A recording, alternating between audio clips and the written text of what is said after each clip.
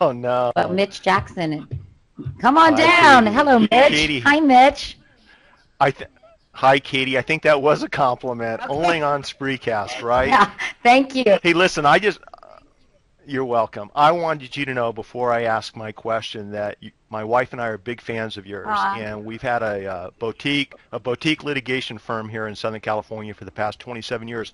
When we're mentoring young trial lawyers, especially female trial lawyers, I tell them in front of a jury, be like Katie Couric. oh, that's How would she come across? I mean, you are so lovable and you are so comfortable to listen to and watch. That's my advice to the young female trial attorneys coming through our court system. So I just wanted to share that that's with such you. a But nice here's my compliment. You question. know what, Mitch? That's so funny because my husband was a litigator. He was a white collar criminal defense Right. lawyer, and he used to say that I should be a prosecutor, but that I would ask for the death penalty for minor infractions because I think he thought maybe I was a bit of a hard ass in our marriage. No, I wasn't really, but he was just sort of kidding.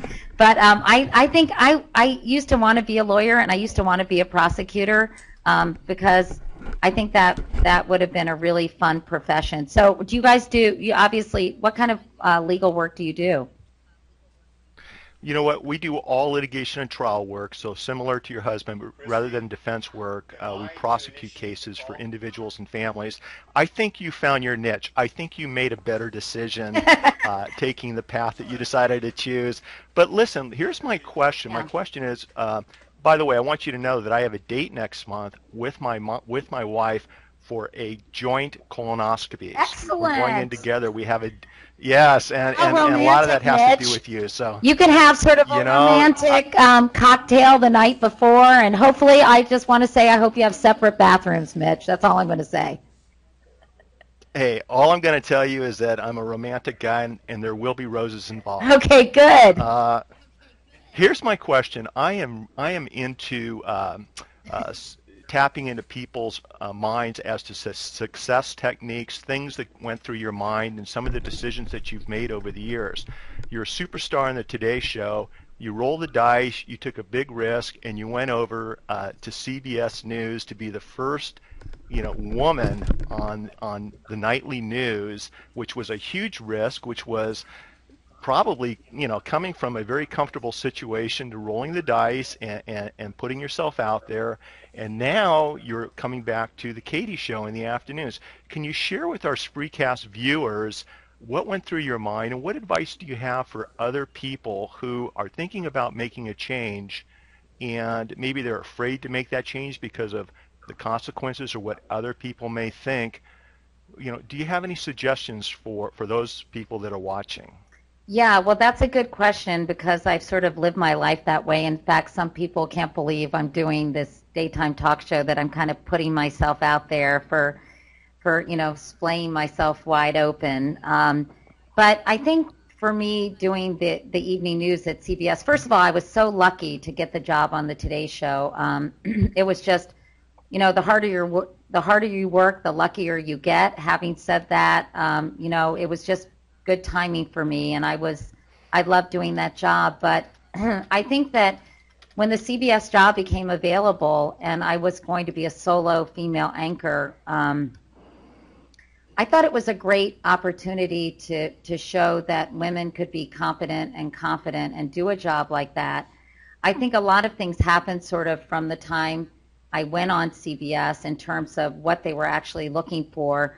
I was, the whole idea was to make an evening newscast a little less formulaic, a little less formal, have more interviews in it. And I think that ultimately, because an evening newscast has an older audience and an audience that is pretty set in its ways, that the notion of tinkering with the format too much might have not been the best idea. So, it was it required a lot of how shall I say flexibility in terms of moving from something I thought the job was going to be to a very different job that I'm not sure I would have done if I had known. But it was really important to me to do the best job I could, to not quit, to kind of stay at it, and to have that opportunity to cover really critically important stories like the earthquake in Haiti and the 2008 election, which I think our political coverage was really, really great. And, to be able to do that job every day was a privilege. Had I known it was going to be that format, I think I might have thought twice about jumping into the fray. But, in hindsight, I learned a lot. I think it was very, very character building. Right. Because certainly I got criticized a lot. But I'm really, really glad that I did it. And I think, but it wasn't the perfect fit for me ultimately. So when the opportunity to do a daytime talk show came up, I thought, gee, I like live television. I like interacting with people. I'm really interested in so many different topics. I want to be helpful to people.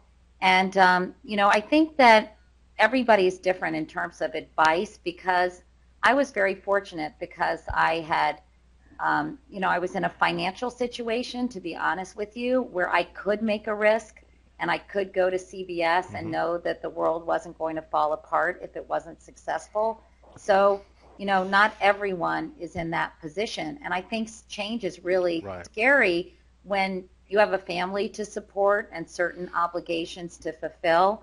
But if you do have the opportunity and you do feel as if it's worth the taking the chance, I do encourage people, because I'm a firm believer in you have to kind of change to grow. I know that sounds like a self-help book, but you have to have new challenges. You have to be a little scared to be truly energized about something.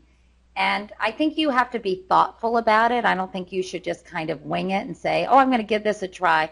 I think you have to be methodical and smart and savvy before you kind of jump off that cliff into a new endeavor. But I think that people who don't try new things rarely achieve, greatness, if you will, or rarely have the kind of impact you can have when you take chances in life.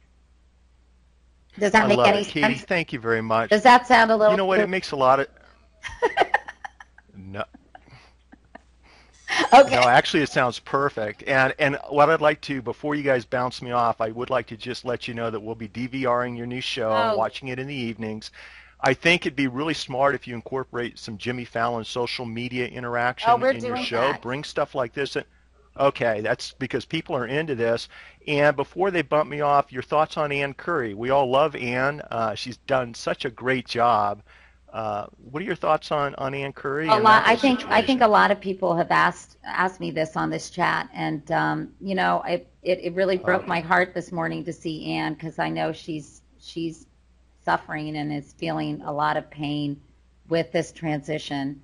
And I know that it's really hard for everyone on the show. I still have a lot of great friends that I made over those 15 years on the Today Show, and this kind of tumult is really hard for everyone.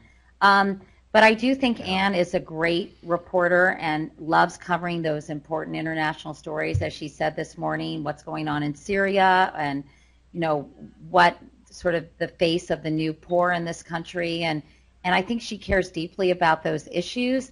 And I think that she'll do a great job in that venue. And I think she did a good job on the Today Show, but for whatever reason, and I'm not on the inside anymore, they didn't feel that the show was on all four cylinders or everybody was clicking properly. I happen to think that, that some of the morning shows need to be a little more hard-hitting. They need to do some more serious news. I think that the balance of serious and fun has always been why that show is fun to watch, or why these shows are fun to watch. And I think sometimes the mix has gotten out of whack, and it's become a little too tabloidy or too true crimey. And I think that I know that everybody on the morning shows, strives to have the right balance, but I think somehow they've gotten a little too soft. And there's a time and place to dress up for Halloween or to do funny, segments or to do cooking segments, but you don't want that to be the whole diet. And I think that, there are a lot of really important issues going on in the country and in the world, and I think that they need to get back to some of the serious subjects as well, a little more than they are now. Katie, you've got a lot of fans. Thank you very much. Thank Keep up you. the good work. Bye, Mitch. Thank you All right. so much.